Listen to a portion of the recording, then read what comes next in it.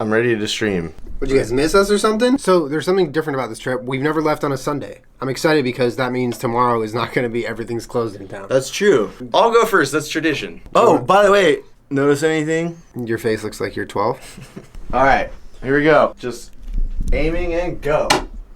Oh, that's Canada. That's not doable because I don't have my passport. No, sorry. Rethrow. Ooh, South Carolina. Yeah, baby. Where are you? Right there. Nebraska's a little harder because it's a little further and farther between. So but Wallace. St. Matthews, South Carolina. And Wallace, Nebraska. Vote on where we should go. This was a close one. By a margin of 51% to 49%, you have requested us to go to St. Matthews, South Carolina. Okay, so we need to book flights now. Charleston is on the coast, so it's like we're not escaping a red eye. We don't know what airport we're going to fly to. We'll obviously keep everyone updated, but it's almost noon and we don't have a flight. So we're desperately trying to find flights, and it's proving to be very difficult on a Sunday. 3:55 p.m. Ooh, this is good. Non-stop to Atlanta. Gets in before midnight. Book that. You know you're on a last-minute trip when you've booked flights and now you can't even find the confirmation. Where are we flying again? Charleston? Is it? Atlanta. No, that's the flight. Oh, yeah. That was stressful. Don't do what we just did. All right, so I looked up St. Matthews, South Carolina, and literally could not find anything on the internet. Supposedly 2,000 people live there, but it's right near Charleston. Why do I keep messing that up? Because Charlotte and Charleston and Charlottesville is going to be the reason I booked the wrong flight this trip. We didn't think about the fact that there are like a fraction of the amount of flights the rest of the week as there are on Sunday. Should we go? We don't really have much of a choice right now. We gave up our choice. 2, 3, 4.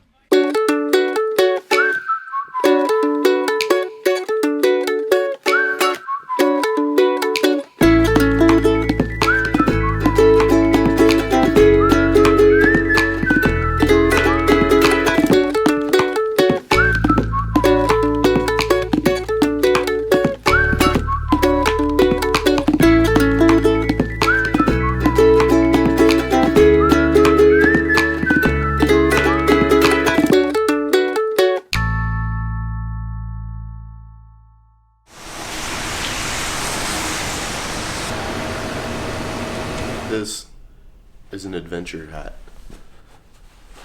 By God, I'm an adventurer. Do you want to place the order? If I had my hair hanging down, I'd take a picture, but I got it. Here's the thing. We're 3 hours and about 40 minutes outside of our destination, which is St. Matthews. The thing is, St. Matthews is on the way to Charleston. And we fly out of Charleston tomorrow. So we're kind of just going to make a beeline across towards Charleston as the day goes on. But St. Matthews is under 4 hours away. And it's already 8 a.m. It's dark out. So we get to spend 4 hours in the car with each other. Minimum. Alright, well, eat up. Don't tell me what to do. Here. I like how the maps is giving us 3 options. One's 5 hours, one's 4 hours and 40 minutes, and one is 3 hours. It's just whatever you feel it. Choose your own adventure. How much time do you want to spend with Julien? One is 12 hours. Do a big circle. Honestly, I'm so full right now that I have to redo this. Does that look weird? Yeah. Oh no, officer! We should have a contest throughout the trip of who can weave in Daddy into the most conversations with locals. Just come on, sit in the back, Daddy. We got an extra space, Daddy. What? Dude, I'm naked under these pants. Really? That's what you want?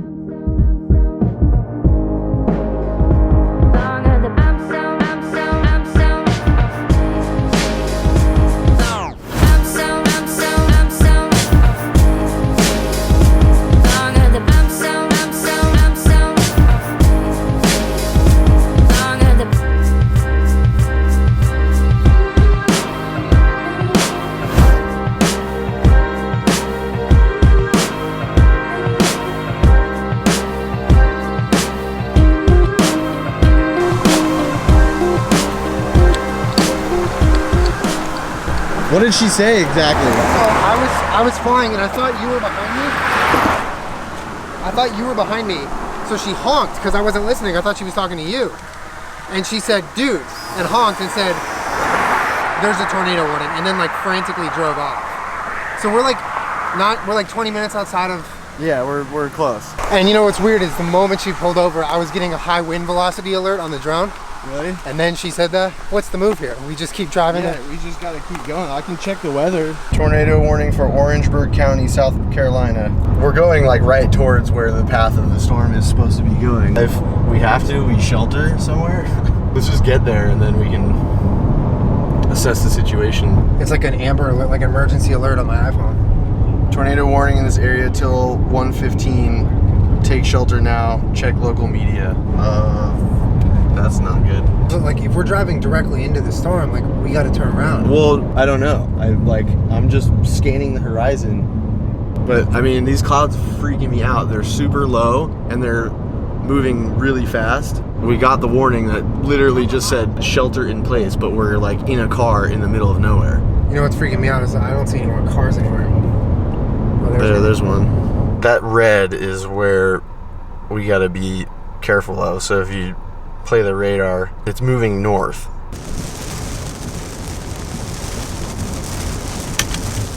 I'm gonna get out of the car for a second. So this is from 3 minutes ago. National Weather Service in Columbia has issued a tornado warning for southeastern Calhoun County at 1:12 p.m. Severe thunderstorm capable of producing a tornado is located over Ellery, 14 miles east of Brookdale, moving north at 30 miles an hour. Flying debris will be dangerous to those caught without shelter. Mobile homes will be damaged or destroyed. Take cover now. Move to a basement or an interior room on the lowest floor of a sturdy building. Avoid windows. If you are outdoors in a mobile home, in a vehicle, move to the closest substantial shelter and protect yourself from flying debris. I think the move is popping to that sign, touching it, and then moving on. Because you think we should get on the road right now? A tornado is not just going to pop down on top of you. It could happen if you're in the area, which is here. That's why we should get out of here.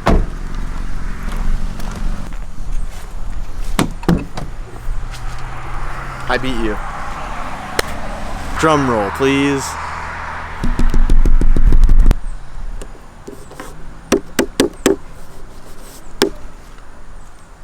We came, we saw, we scurried. We got well out of the way of a tornado. One of the girls who was waiting for us in St. Matthews said, like totally nonchalantly, if you hear a freight train, it's probably a tornado. It might seem like we're being dramatic, and maybe we are, but like we're not from here, and we kind of have to roll with the punches. And in true last minute trips fashion, as soon as we're arriving at our destination, where we threw a dart at a map, in case you didn't know, we get this warning, and we have a responsibility to be aware of our surroundings. When you get that warning and you're in the middle of nowhere, shit, it's not a fun feeling. We're following reports of possible tornado damage across the Carolinas tonight. Big rigs were blown over. At least 2 businesses suffered major damage.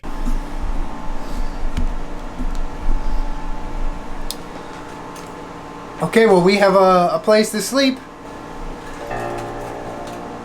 Hello there!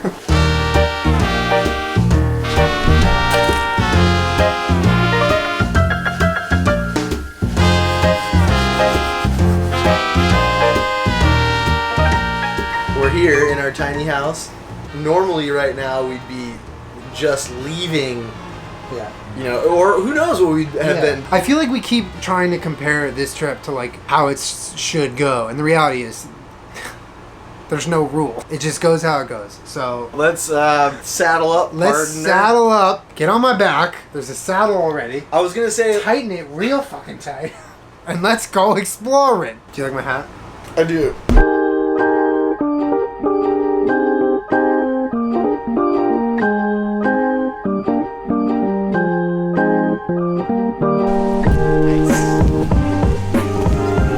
Everything is wet. Everything we have, we are wet. Welcome to Last Minute Trips. I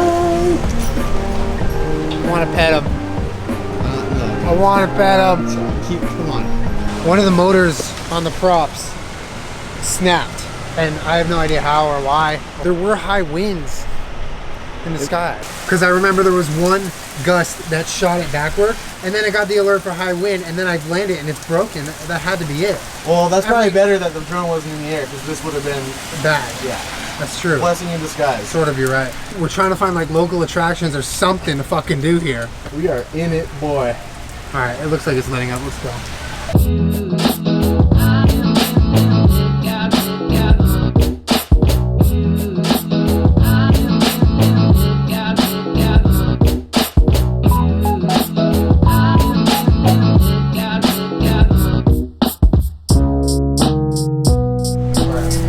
Would you like to see what I got for my family? Do I have a choice? No. So I got this for me. Everyone needs a good ugly dad hat. I got this for Bowie because it's pink and it fits her for about 1 more month. And then for my lovely wife, whom I adore.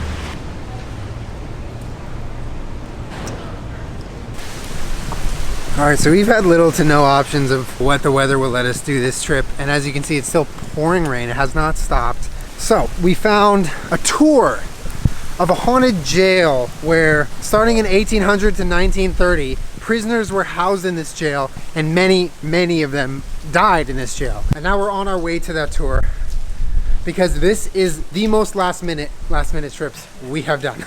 Cover the camera. Now you guys will be fine. So from 1802 until 1939, when the federal government ordered this building shut down because of the inhumane conditions that were prevalent inside, it functioned as Charleston's jail. They estimate during that time that over 14,000 human beings died inside. Not from executions. They did execute people here. They hang them in the back. I'll show you where. So how would this work? You'd be kept in here. They'd pull you out, take you down to where the crane of pain was set up. They would shackle your feet to the ground so that your body could not be lifted. Put your wrists through these loops and then jack you up as hard as they could.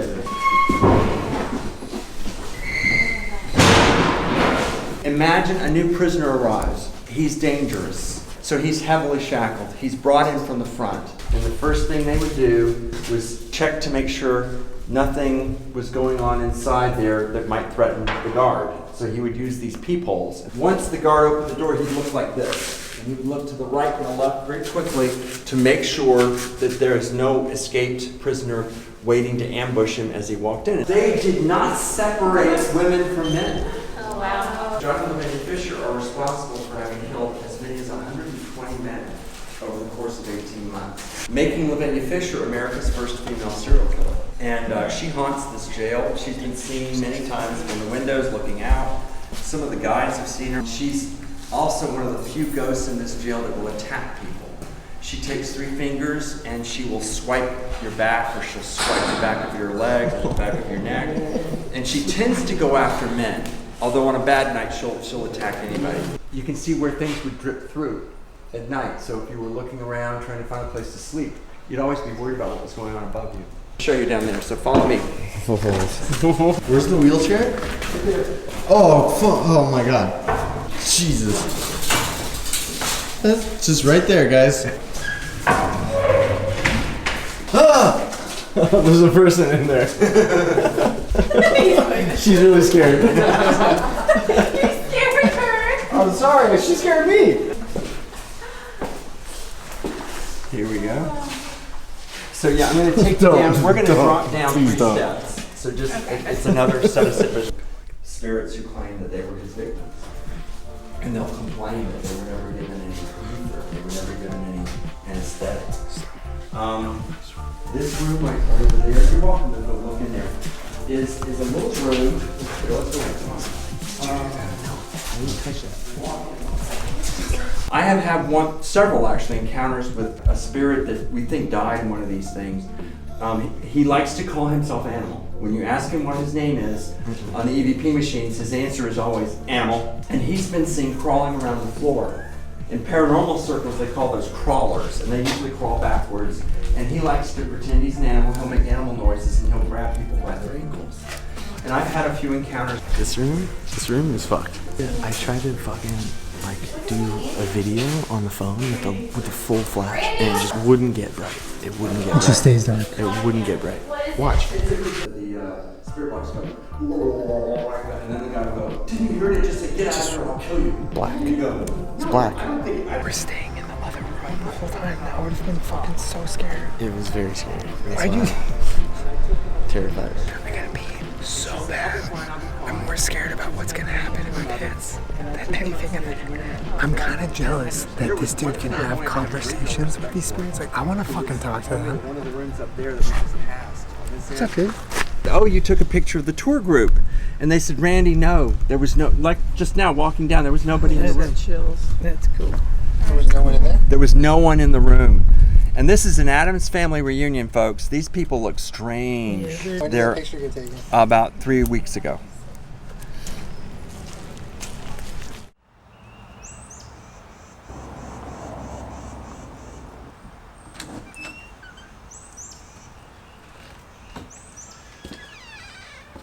First time I've worn deodorant the entire trip.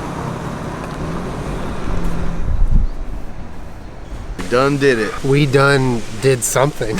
Every limit for what we thought the series was tested. We just didn't do one thing to get your hand off me. We did not play questions not to ask. That's true. We have not. Questions not to ask on a ghost tour. Okay. Who's touching me? I'm gonna be downstairs. I'll meet you guys later. Do you? Boo! Wait. Do you believe in God? Yo, this Airbnb is sick. I know, I was gonna do the Airbnb joke. Hey, can somebody hook me up into that thing, into the torture chamber?